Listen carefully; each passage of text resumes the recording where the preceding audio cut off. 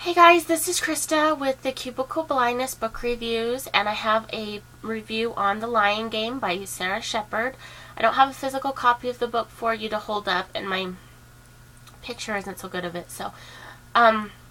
Sara Shepard is the one that also wrote the Pretty Little Liars series, and if you guys are fans of that, definitely pick up her new series, The Lion Game series.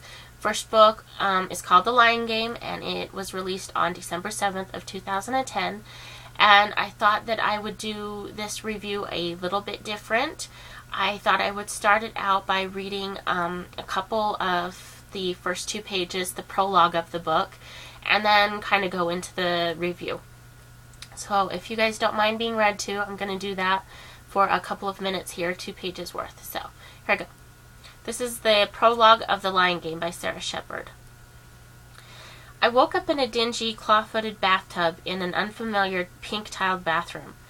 A stack of Maxims sat next to me on the toilet. Green toothpaste globbed in the sink, and white drips streaked the mirror. The window showed a dark sky and a full moon. What day of the week was it? Or was I? A frat house at the U of A? Someone's apartment? I could barely remember my name was Sutton Mercer, or that I lived in the foothills of Tucson, Arizona. I had no idea where my purse was. I didn't have a clue where I'd parked my car.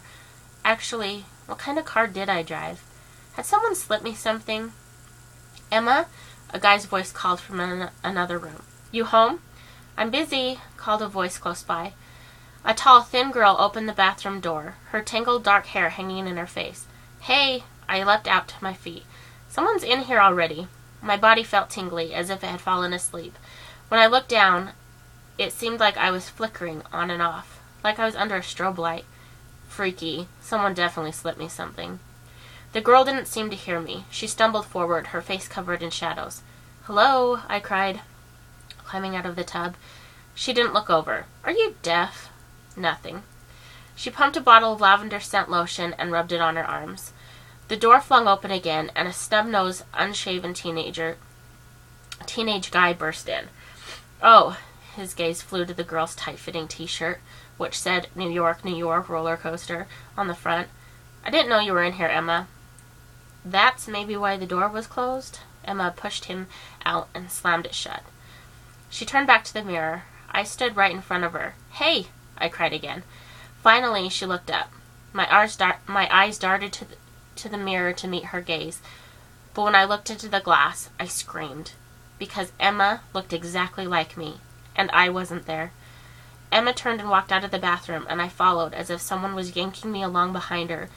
Who was this girl? Why did she look the same? Why was I invisible, and couldn't remember, well, anything? The wrong memory snapped into aching, nostalgic focus. The glittering sunset over the Catalinas, the smell of the lemon trees in the backyard in the morning, the feel of cashmere slippers on my toes. But other things, the most important things, had become muffled and fuzzy, as if I'd lived my whole life underwater. I saw vague shapes, but I couldn't make out what they were. I couldn't remember what I'd done for any summer vacations, who my first kiss had been with, or it felt like to feel the sun on my face, or dance to my favorite song. What was my favorite song? And even worse, every second that passed, things got fuzzier and fuzzier, like they were disappearing, like I was disappearing. But then I closed my eyes and concentrated really hard, and I heard a muffled scream. I felt pain shooting through my body before a final sleepy sensation of my muscles surrendering. As my eyes slowly closed, I saw a blurry, shadowy figure standing over me. Oh my gosh, I whispered. No wonder Emma didn't see me. No wonder I wasn't in the mirror. I really wasn't there. I was dead.